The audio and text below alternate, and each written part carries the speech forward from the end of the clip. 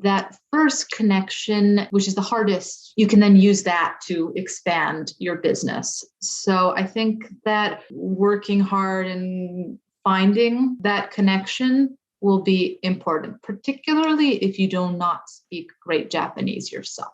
Just having that will reassure slightly more traditional clients and clients who don't speak English of your intentions and honorability and trustworthiness. こんにちは皆さん、ビジネスサクセスジャパンのポッドキャストへようこそ。Hello everyone and welcome to the Business Success Japan podcast. This is your host, Liddy Buchelman. This podcast is made for those who want to develop or strengthen the communication skills, cultural savvy, insights into current trends and conditions, and mindsets that are essential in a Japanese business environment. The helpful, practical suggestions and engaging insights offered here provide listeners with the in-depth cultural context needed to achieve their own version of success while collaborating with Japanese counterparts. In today's episode of the Business Success Japan podcast, I'm excited to share a conversation that I had with Chiara Terzuolo. Chiara is a polyglot, musician, narrator, writer, editor, and actor who has been living and working creatively in Tokyo since 2011. She has successfully established herself as an independent freelancer who has amassed a unique portfolio-style career that is well off the beaten path for the stereotypical office worker in Japan. She has a lot of insights to share for people who are hoping to establish themselves in entertainment, freelance work, or who just need a leg up on communicating effectively with Japanese clients. So be sure to stick around to learn more.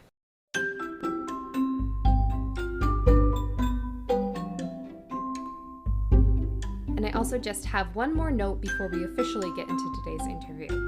If you're enjoying the podcast and want to keep the content flowing, please consider doing one of three things. If you haven't already, please go ahead and follow or subscribe on whatever platform you're using, and consider leaving a review as well. This helps the podcast reach new listeners who could benefit from the information shared here. If you have a favorite episode, please go ahead and share it with a friend or colleague who you think would enjoy it. And if you would like to help make sure that I stay well caffeinated enough to keep putting together these episodes, please consider offering financial support at the podcast's new Ko-fi page. You can find the link to do so in the description of the episode. So thank you so much in advance, and let's get into today's conversation. Hi, so my name is Chiara. I live in Tokyo, and I've been here since 2011. When everybody else was running away, I came back. So I do a whole bunch of things. I'm a singer, a narrator, a writer, a consultant. I've worked in travel industry during the big travel boom here in Japan. And yeah, it's a cool place to live. Great. So what is your history with Japan? What brought you to the country? Well, I've been here a few times before as a student and then as the recipient of a Fulbright fellowship.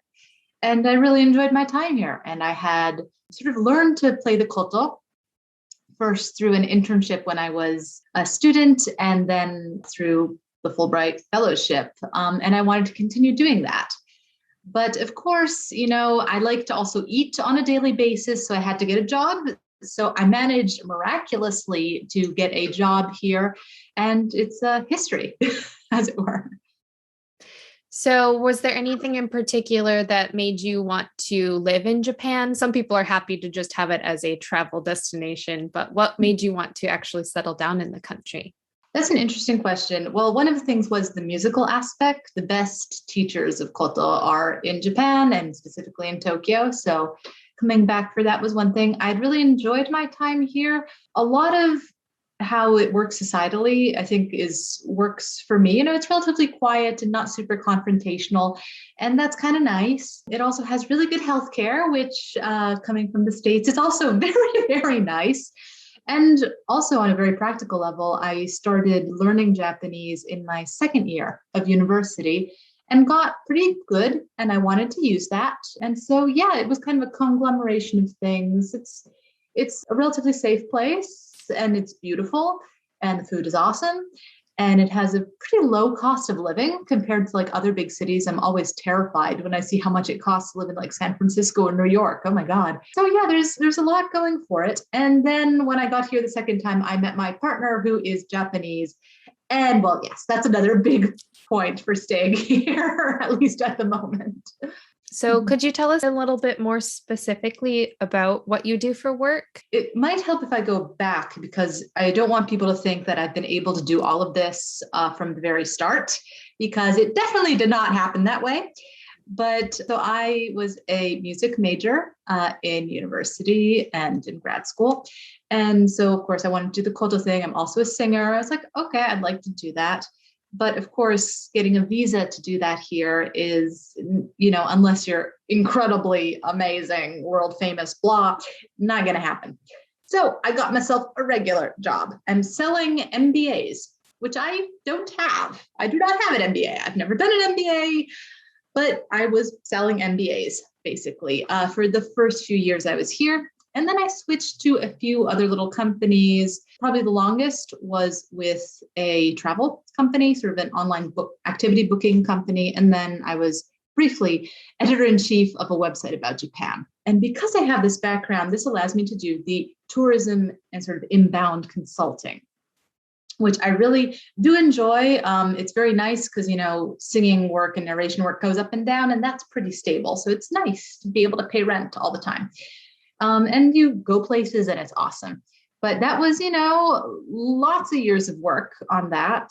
And my first job when I was here didn't pay great. So I started writing on the side to get a little bit more income. And so I've been doing that now since, again, 2011. So I've been lots of places, written a lot of stuff. And so I can offer the service of consulting and also creating content all at once, which is nice and very good for my obsessive A-type personality thing where I want to control all the things. So that's fantastic. I don't have that many clients. I don't take that many because I want to ensure quality. And also it's not my main thing anymore. So if I really like the client, I'll do it. If I don't, I run away screaming. And so I do that and I do write. So I do love to write newspapers. So mainly the Japan Times, occasionally other things here and there. And throughout all of this, I was singing and performing and blah, blah. And then COVID showed up. And I was like, oh, darn, there goes that. And a friend of mine said, why don't you try narration? I'm like, okay, like expecting nothing to happen from this because it is competitive. But yeah, it's actually turned out to be quite a nice little thing during this weird period. And I really do enjoy it. It's a lot easier in a way than music, but it's still vocal work and you get to see all sorts of things. So that's been really, really fun. And so this kind of portfolio style of life, I guess, that I have now, doing various bits and pieces of things, it personally suits me much better than what I was doing before, trying to, have a basically full-time job in Japan, which is much more than a full-time job, along with keeping music stuff going. This allows me, to really organize my time as I like it and to not have to get up at 7 a.m, which was the worst part of working for a company ever. So yeah, so that's sort of my trajectory to get to this point. Thanks for going back to explain that to us. It's very helpful. So building up to the career portfolio that you have now, would you say that your approach was more intentional in terms of figuring out where you wanted to go, or were you more just open to opportunities as they arose and taking advantage of them? I think at the very start, it was just kind of being open to opportunities. And it was more trying to get into a job that I didn't dislike, at least. Because like the first couple I had were, the very first one, not that awful, but not my thing. And so like travel is something I love and have done lots of. So it's like, okay, like this at least is also a fulfilling sort of day job, as it were. And then from there, it started to become much more intentional. It's like, okay, it's like, if I'm going to live here, this means I will have to work in the Japanese company framework. And I do not like it because it's just, there's so many meetings. Oh my God, so many meetings. And you have to be in the office. This is all pre-COVID. Now that, companies have been forced into the 21st century, I think it's gotten a bit better for remote work, but like it was still a rarity. And so it became much more intentional to be like, okay, how can I sort of start eventually working for myself so that I can do more of the things I really enjoy doing, but also keep these other sort of streams of income coming in, because I really do enjoy the travel writing and the consulting and stuff like that as well. And so sort of is like, okay, I'm working at the travel company, and that's one side of the business. That's sort of travel. It's the sort of the money making part of it. And then I was like, oh, but also this writing thing is something I really do enjoy. And like, so I should probably look at the media side as well. And was lucky enough to get an introduction to work for this website and get that sort of aspect of it as well. And then I was like, okay, now I have these two various things. I've worked with a whole series of places. I've seen what the main issues are in lots of different places. I think I can go solo. Because I had sort of been freelancing with other places here and there and had at least one majorish client. I was like, okay, well, worst comes to worst, I can pay rent and buy some tofu and we're good. It won't be a great year. It'll take time to get new clients and blah, blah, blah. Or so I thought. But as soon as I quit, all of the companies that I couldn't work with before because I was, working full time somewhere else were like, hi, can we do stuff with you? It's like, yes, that's great. So I actually got so much more work that I could actually really deal with. So the first year was really hard in the fact that it was just like too much happening. And I've since kind of managed to work that out again. But yeah, it's definitely creating a network and a brand here is very, very important. And having that background that shows that you actually know what you're talking about. And this is a little bit of an issue in the inbound tourism area in Japan, because there are a lot of people who do it, but they don't actually have that much experience with it. They are native speakers of whatever language it is that people are trying to get visitors from. And that's about it. And so that's kind of, I thought, okay, well, I have a difference here. I can do something different. Let's give it a try. If it doesn't work, okay, it doesn't work. I will probably not die. And yeah, and it's worked out, which has been really nice and a bit of a surprise to me too. How do you go about creating a specific brand that appeals to so many people and also maintain a network? Maybe they overlap more than I imagine, but how does that work for you? To some extent, the writing related stuff and the tourism related stuff and editing and that kind of stuff do overlap quite a bit. And then narration occasionally. There's a lot of, travel related narration stuff. And so those kind of work together. And it's a little bit by word of mouth, to be honest. I had one pretty large client and they then referred me because somebody else saw the work and was like, oh, we really like that. Did you do that? Who did you work with? And they were kind enough to refer. I don't think all companies do that. This one in particular is not Japanese led, so that might have something to do with it. And it was also a case I did keep in contact with some of the companies that I had worked and associations I'd worked with before through other things as well, leaving a decent amount of time. So it's not like I'm poaching people's clients. Often I'm doing just a small part of something.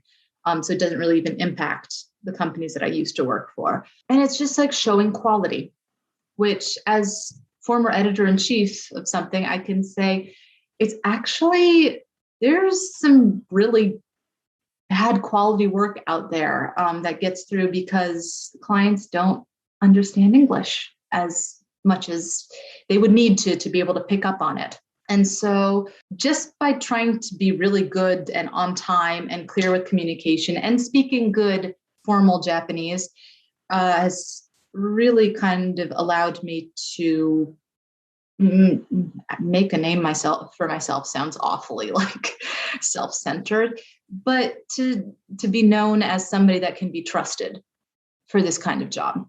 And other things I get through, again, I work with the Japan Times. And so sometimes that's pure journalism, but they also get ads. And they know that if I say I will deliver something on time, it will be delivered absolutely on time. And so they're very kindly ask me if I want to do those things. So it just kind of trickles in. Like if you show your worth, then it's, it gets around, as it were. There's not that many people doing this type of job here. Like in a concentrated way. So, we all know each other, and all the various customers tend to start to know you if you show up in a positive or negative way. Yes, definitely be mindful of your reputation because it will get around. Oh, yes. So narration is a area that I have not heard much about, actually, with how it has to do with foreigners working in Japan. Is there anything that you can share with us about how you find that work, how you make sure that you perform it well, and is it a sustainable career choice for foreigners in Japan? So for some people, it definitely is. I know some people who just really do narration. There's a few very famous folks who do that, and they've done it for quite a while. So you're usually not going to be a success on it overnight. I'm certainly not anywhere near as famous as these folks who have like huge contracts. But starting, or at least trying to start it, is pretty darn simple. There's a lot of agencies that you register with. I mean, you need to make a demo tape. You should have some kind of voice that is likely to be commercial. So that is one thing. You kind of need to listen to things and, work on enunciation and clarity and putting emotion into voice. So this is very good for people. I know a lot of actors, for example, who do a lot of narration as well, because they have this ability to really put feeling into, just like 3 words or something, which is pretty common for a car commercial or something like that. So having some of that training is definitely helpful. There's plenty of people who haven't.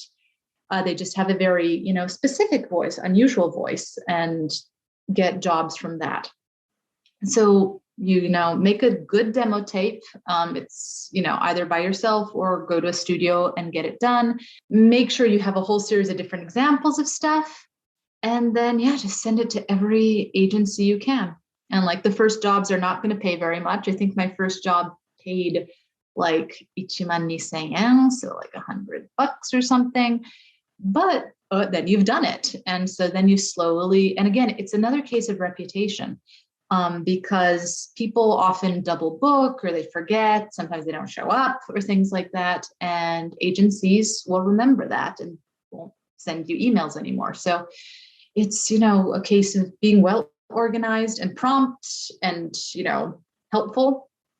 Often I find myself fixing English when I'm at these narration things because nobody has properly checked it, and I can't physically allow it to go out in that form because it will annoy the hell out of me.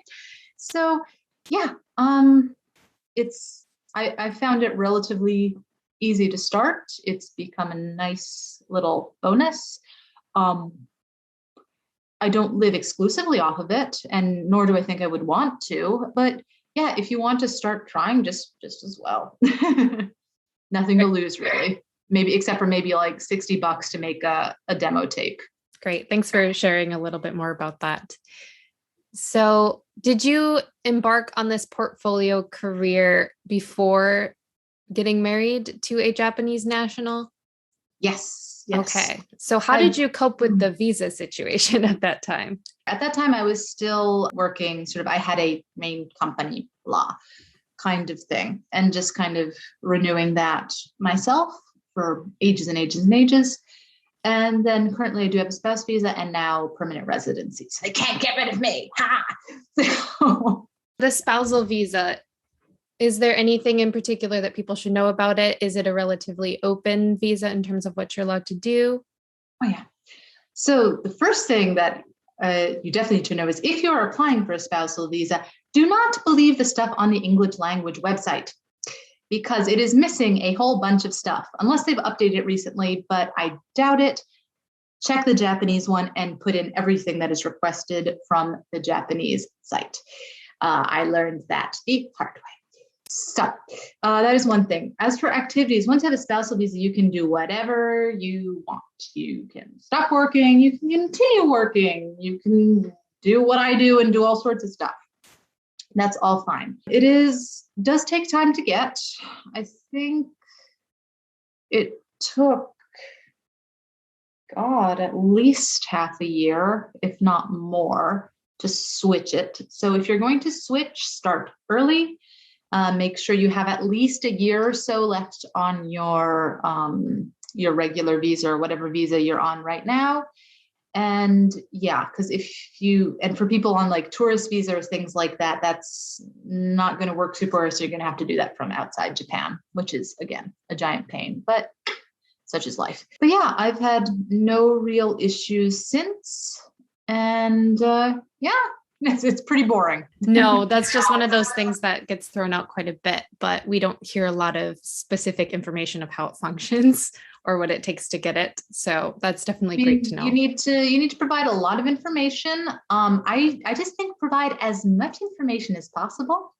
I have always had issues with the immigration services here just because I think that my last name makes me sound, how can I put it? Not European or American. It's vaguely unusual. It sounds kind of odd. And so I've always had issues of only being able to renew visas for 1 year when people start getting 3 or 5. So I provided a ton of information, photos.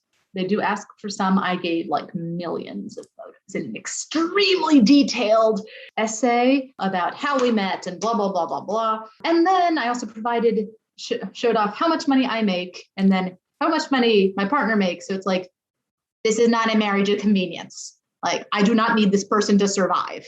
In fact, if anything, they need me to survive. So like, just be as proactive as possible. Also great advice, especially when dealing with any amount of bureaucracy. And it's only more true in Japan. And speaking of bureaucracy, is there anything that people should know when it comes to dealing with taxation as somebody who has apart from standard career? It is unusual here. I will say that if you want to be sort of like a sole proprietorship, so just, work for yourself, freelance, that is extremely easy in Japan once you have a visa of some sort. So you can't, coming in as a freelancer, not great. But once you've been here a while, I've had a few visas, at a certain point, as long as you make, I think it's somewhere around $2,000 to $2,500 a month and can prove that you do that, you can self-sponsor your visa. So you do not need a spouse, which is good. I'm all for that. Getting the kojin jigyo, so this sole proprietorship, took me approximately like 30 minutes. It's really easy.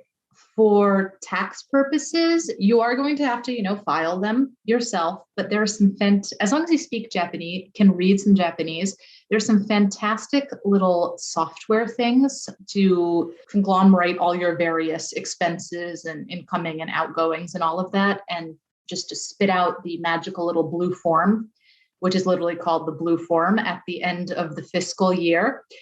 And that thing has been amazing. It saves so much time. It's really easy. You just drop it off and you are done. And again, as one of the great things that I found between working at a company and doing my taxes myself is that you can save yourself a lot of money, because companies do their taxes how it is best for them, not for you. Instead, you work in the way that I do. Well, your house is an expense. So you can put rent on there. You can put electricity and any software that you need to buy and all of this kind of stuff. And in the end, I've actually found that I save more money doing my taxes myself than when I was with a company. As long as you keep on top of that, you should be fine. Working in inbound tourism obviously has been a challenge lately, but in the past, do you have any experiences that you can share from working in that space? So when I worked for the OTA, the online travel agency, basically I was put in charge of starting up their English site for, at first just Japan, and then eventually other areas as well. And so there I sold activities. So like tours to Mount Fuji or dinners with geisha and maiko in Kyoto, that kind of thing. So since I did it in English, obviously it would be mainly to English speaking audiences. So I had people from all over the place, as long as they could read and book in English. And that was pretty cool. Saw lots of really interesting stuff and sort of got to literally start something from the ground up. So, figure out how these things work, which was really rather a priceless type of experience. And also great for like SEO as well, because I would write everything. I wrote thousands of these things. And yeah, so learn about SEO, okay, and then about AdWords. And suddenly I was in charge of marketing for it. And it's like, oh my God. And sort of it kind of exploded from there. So that was good. Eventually I was in charge of marketing for all of APAC, basically, so half of the world. And that was neat. But yeah, so it was kind of very much for FIT. So travelers who organize stuff themselves can come here, and it's a pretty large group at this point. When I was then at the website, that again, I was editor-in-chief, so I oversaw actually 5 different languages, despite not being able to speak the rest of them. And so there it was more like getting information out and then working with prefectures and governments and the JNTO and things like that for various projects as well. So there it could be everything from making a new website to, you know, boards that you will see in front of like sightseeing spots and things like that. So I did quite a bit of that. And then once I took a step back and decided to do this by myself, I started working much more directly with the various prefectures. So I currently work directly now with 2 and sort of more indirectly companies sort of vaguely related to, there's about 3. And with that, it's often sort of, okay, how should we promote these regions? Because what people in Japan want to go see in various regions of Japan and what people from outside are interested in is very different. And so consult about that, go around and see what there is, and then sort of go through and like, okay, let's update the website this way, or okay, these 3 spots are most likely to be a place people will actually travel to. It will be worth going all the way from Tokyo to this very far place to see this. And so kind of help them get an idea of what it is that people want and need, etc. And then also work with promotion things. So for tickets or special events or things like that, I'll also work on those. And I still do a lot of content creation. So making sure that stuff pops up on Google in ways it wants to be shown. I'm moving away from this now, but I did a lot of social media because often Japanese prefectures on social media, the way they write just sounds like you're really uptight great aunt, and it's not attractive. And so it's like, okay, let's change that and find these new things. And like, by the way, did you know that there is this thing called Instagram? Yes, it is the 21st century. Although at this point, Instagram is not as effective as it was before, etc. But this kind of, it's just kind of really all over the place at this point. So there was a lot of need for all of this expertise. And at the moment, obviously it is less. So I'm doing things that are different. So like sake instead, getting people to understand sake and exporting sake to other countries. So, you know, once you've learned how to do it in one field, you can kind of take it to a whole bunch of other ones as well, which is useful. At least in Japan, perhaps not in other places. That's great. So how do you go about discerning what will be appealing to foreigners or inbound travelers as opposed to what's more appealing to domestic travelers? Is it just based on what appeals to you? Do you do research in that area? Definitely. One big one, though, is does it appeal to me and to other sort of people that whose opinion I trust? That is the very first step. Like, even if it's just a slight glimmer of interest, like, it's like, that's like, okay, there might be something there. The way that I then go about that is then, yes, research and also going to see the place. This is one of the big issues I had with a lot of these inbound tourism companies, is that they would just look at things on paper and be like, oh, this is perfect. This is lovely. Yeah, this is going to be amazing. And then you go in person, it's like, oh, it's surrounded by factories. Ew. People don't come to Japan to see that. It's like, yes, there's this cute little shrine on a thing and it's surrounded by things belching steam. Like, no, we're not going to do that. So that is one of the kind of unique things that I offer. Basically, it's kind of a ninja tour. I go around, I don't tell anybody who I am. I go see all the various places. I move around by train or by bus or by bicycle or walk.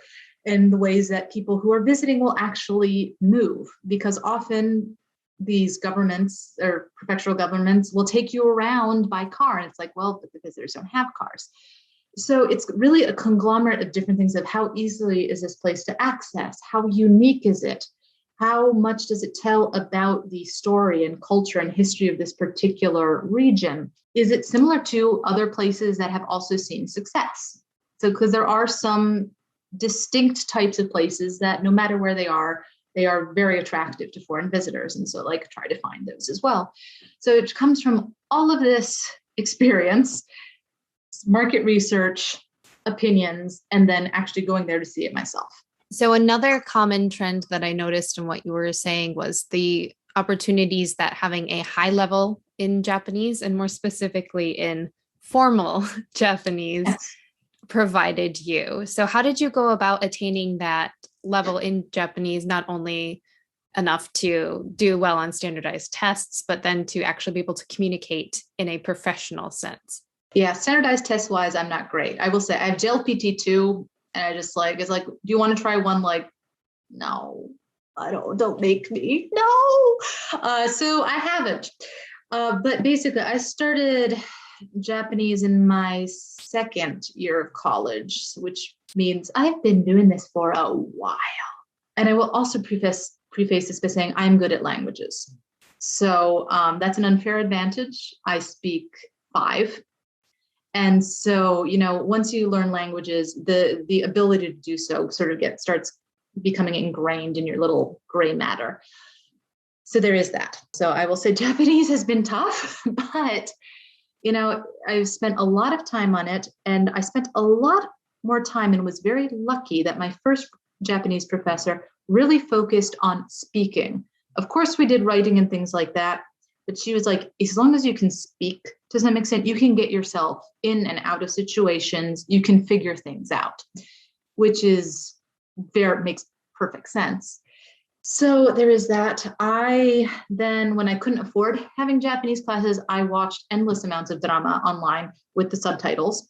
And I found this very useful because it's how people actually speak, which is not how it happens in textbooks, particularly if anybody's used the Genki textbooks, which are terrible textbooks, but nobody speaks like that.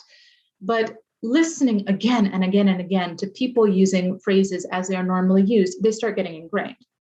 And so it's like, okay, this is how one uses it. Japanese tends to be very set. There's a lot of patterns. So again, as a musician, I recognize patterns. And so just using those again and again and stealing emails from other people for the writing part is how I got better. I was very lucky when I worked for the travel agency that there were several customer service ladies who just had the most beautiful written Japanese I've ever seen. And like all of his emails got like shared because of how the company worked. And that was annoying because I had 6 million emails every day, but I could see their emails. And every time I see something like, ooh, that's really good, I would take it, copy, paste it, put it in the different little Word file, and then use it myself. And people are like, oh my goodness, your Japanese is so good. I'm like, yeah, totally cheating my way through it. But yeah. And but yeah, kind of lessons and listening and just imitating other people and seeing what they do and just trying to do my best with that. And yeah, and time. It's like my Japanese now is definitely a lot better than when I showed up here in 2011. But yeah, you can definitely do it. And it really does change how people perceive you a lot. And the worst, basically, how much money you can ask for. Because if you don't speak Japanese, you're always going to be kind of limited. I definitely wouldn't have gone to a managerial level that quickly if I didn't speak proper Japanese, because once you get to that level, you have to go off by yourself to go talk to clients or apologize to clients or apologize to, I don't know, somebody else. There's always apologizing. There's so much apologizing. Yeah. So that's definitely made a big difference, and in trust, especially now when I work as a freelancer. It's like, if you can speak and act as a proper adult, obviously they will treat you as a proper adult. That it does make a big difference, and it takes a lot of work. But I do love that tip about stealing other people's emails. and just keeping a file. I'll have to start doing that myself. It's fantastic. I still have it somewhere, actually. Just like every once in a while, it's like, all these little tricky double negatives. You need to meander your way through them. So then, can you tell us a little bit about your experience working as a non-Japanese woman in Japanese workplaces and spaces? You mentioned your Japanese level being such an asset, but have there been any other factors at play? I think I've also written about this quite a bit, but being a non-Japanese person in a Japanese workplace puts you in a rather different position, because in general, you can get away in a good way with some things that other people can't, that people who are native Japanese cannot. And this can, especially for women right now in Japanese companies, because it's a societal wide issue, really. It allows you to be more proactive and in a way aggressive than Japanese women could, because they would get a lot of backlash for things. While in my case, it's just like, oh, well, she's foreign. It's expected that she's going to be a little bit wild and crazy. And that can be a good thing. So I can put forth complaints and, I won't face the same kind of shaming, potential backlash or minimizing. Or if people do that, then I just escalate, which is something that, again, is I think more difficult for people who have grown up in Japanese society. Again, you have to be careful about this. You can't just, the gaijin smash, I'm not for, but sometimes you can use this otherness for good. And I have tried to do that as much as I can, both within companies and outside like that. But for other benefits, I don't know. I think people have found me more easy to talk to in a way. Again, it's this otherness thing. So don't quite count as a regular human being, which is fair. I don't think I am a regular human. I don't think there is a regular human being, but whatever. And so clients, like really tough, tricky clients would be less obnoxious to me than they might be to somebody who is a native Japanese person, just because it's like they don't know what I'm going to do. So that's helpful. And also bringing, different perspectives can also help various companies and clients also understand why some of their customers were doing strange things that they thought were strange, but were normal for the customer, and blah, blah, blah, blah. So kind of being able to bridge between things because of the high Japanese level, but also not being Japanese, has been helpful. And I did have quite a lot of clients who actually thanked me and appreciated it. So that has been one of the positives, I think, sort of demystifying the two different worlds a little bit, as much as I can. Yeah, using your position in a more artful way rather than just, as you said, gaijin smashing on one hand, or trying to fully assimilate in some way, even though it's impossible on the other, finding that balance.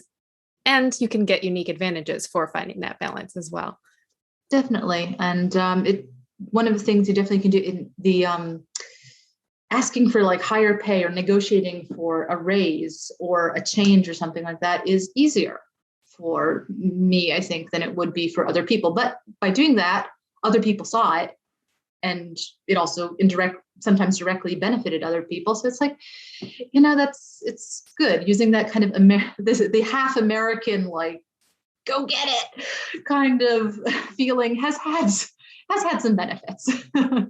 So is there anything else that you would be able to touch on in terms of working in the entertainment industry as a foreigner in Japan?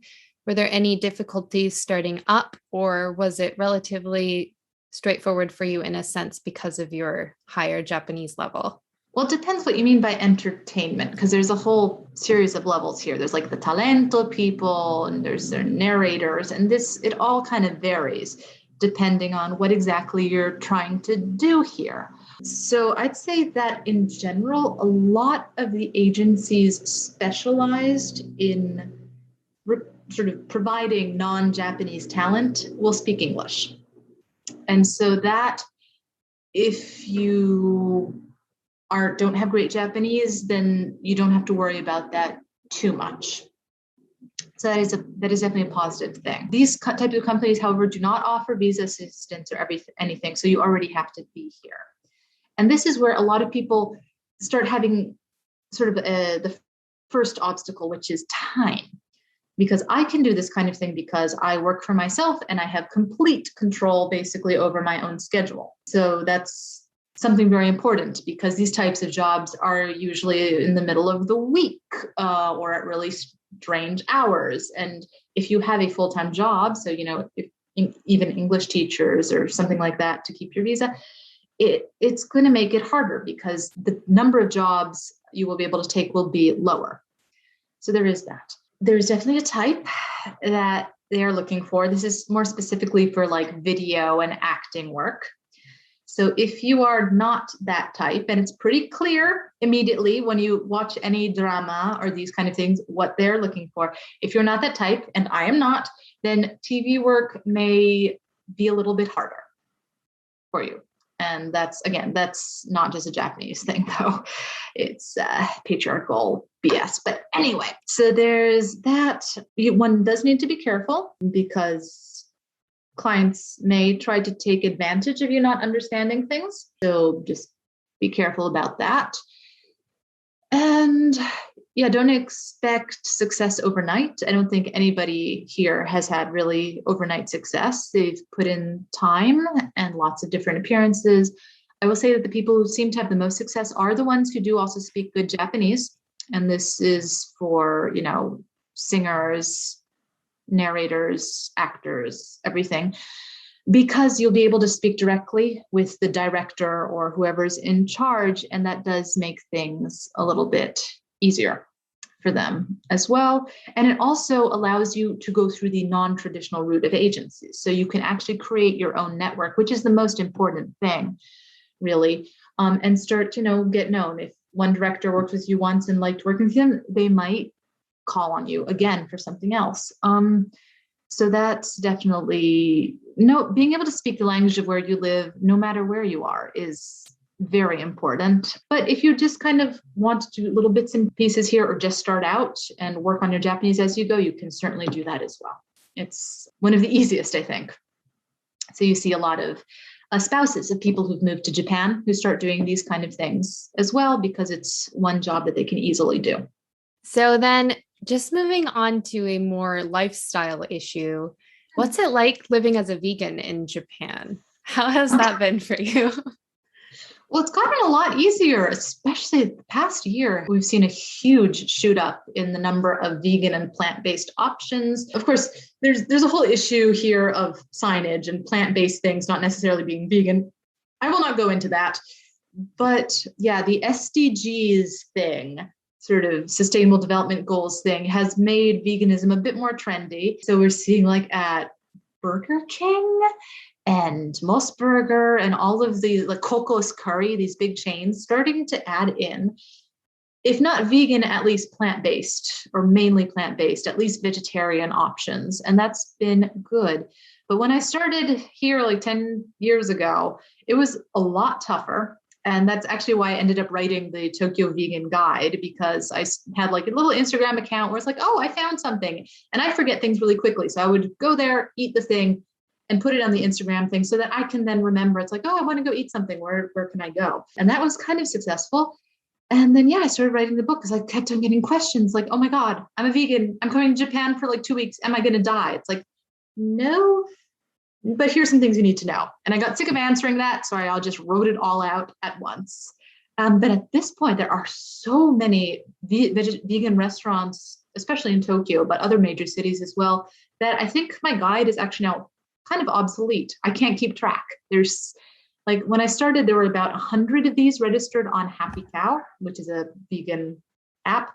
And now there's over 400 in Tokyo alone, and just more popping up here and there. It's become relatively common for me to go somewhere and just like look at a shop a little food shop counter and there would be like something vegan. I was like, oh, that's awesome. But yeah, it does. This is another one though, where it does really help if you can read Japanese, because often there are things hidden in products. And that's kind of the hardest thing to deal with if you can't speak Japanese, or sorry, not only just speak, but read characters, to be able to pick out the stuff hiding in there.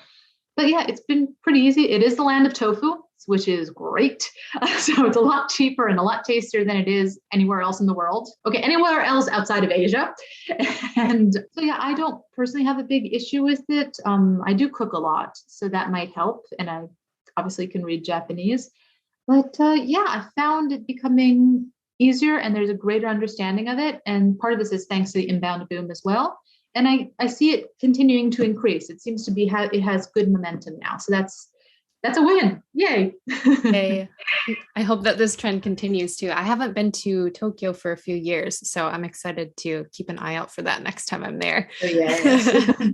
So do you have any specific examples that might come to mind of communication breakdowns in Japan that you think may have been due to cultural differences? Well, one I can say in particular is when I started out this new freelancing life, is that I would get quite a few emails, like I made my website and everything, from potential clients. And I was like, okay, I would just respond with pretty straightforward email, like, oh, thank you very much. So here is my usual rate for this kind of thing. And here's a few other examples, blah, blah, blah. And then they'd be like, oh, okay, kento shimasu, we'll think about it. And then I'd never hear from them again. And like, this happened about 3 times in a row. I was like, there's something wrong with that. So I thought about it. It's like, this is too direct. This is a very, I must say, American way of doing it. Boom, here's all the information. I thought that I was being helpful by providing them everything all at once so that they could think about it. But for them, that was just like, oh my God, too much. So I switched to being like, oh, that sounds very interesting. Can you tell me a little bit more about the project? Can we meet? Because meeting here is very important. And so go and meet them and we would see each other and drink tea. And they know that I'm not an axe murderer. And then the job started coming in. So it's like, you can't be overly direct. And even after years of living here, that was one that I got wrong and probably lost. Some didn't come over, but you live and learn. Yeah, so that is one way that communication here, you have to be quite careful. You really have to adapt as much as possible to the Japanese style, even if, especially for people coming from the US or the UK, where short messages are considered polite because you don't want to take up too much time and waffle on. Here you have to go through the whole, let's have a matarimasu, blah, blah, blah, blah, blah, blah, blah, kind of thing. So yeah, just be careful of that. Learn from my mistakes. Especially with email, I feel like it's easy to fall into those more obvious traps, just because if you're speaking with someone, you can get feedback from their body language if you might be being a little bit too direct, if you might be doing something a little bit wrong or making them uncomfortable in some way. Whereas with email, you don't get that nonverbal feedback. So it's definitely great to know. Yeah, definitely. And anything that seems a little too aggressive here is especially sadly coming from women. One needs to be careful about. In general, communication here is very, very, polite and highfalutin. So yeah, in any communication, just kind of, even if, you feel very strongly about something, and I feel very strongly about many things, just kind of like a few softening words before you go in for the kill can make all the difference. Wise words. Thank you. So if somebody was going to Japan for work or to start a business and they only had time to learn one thing about the country or the culture ahead of time, what would you prioritize for them?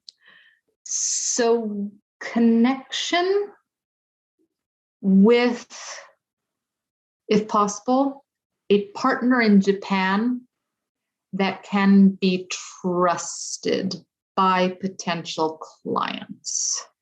I think that's a big thing for like small companies or people coming by themselves or interested in starting a business. That first connection which is the hardest. That's like the biggest hurdle. Once you get one, well, I'm the poster child for this. Once you get that one kind of reputable connection, you can then use that to expand your business. So I think that really working hard and finding that connection will be important, particularly if you do not speak great Japanese yourself, because English is still, it's definitely improved, but it's Japan. The main language is Japanese, so no surprise. So just having that will reassure slightly more traditional clients and clients who don't speak English of your intentions and honorability and trustworthiness. So I think that would be my number one takeaway. All right. Well, great. Thank you so much for sharing your time today. It was great to hear a little bit more about your experience in Japan. And yeah, we touched on a lot of different things. So I'm sure that there are things. So thank you so much. Thank you. I hope that you enjoyed today's episode of the Business Success Japan podcast. Be sure to check out the links in the description of this episode to learn more about Chiara and her work in Japan. If you enjoyed today's episode, go ahead and share it with a friend, colleague, or connection on LinkedIn to help spread the perspectives and information shared in the podcast. And please remember to go ahead and subscribe or follow on whatever platform you're using, and leave a rating and review if you enjoyed the podcast. If you would like to support the podcast financially, please check out the link to the new Ko-fi page to keep me well caffeinated and making content. As always, feel free to email me at businesssuccessjapan@gmail.com if you have any other questions, comments, or suggestions for future episodes or interview topics. I'd love to hear from you directly, so if you'd like to leave a voice message, you can find the link to do that in the description as well. But for now, remember that the more you learn, the more confident you will become as you explore all of the opportunities Japan has to offer you. Until next time, mata kondo.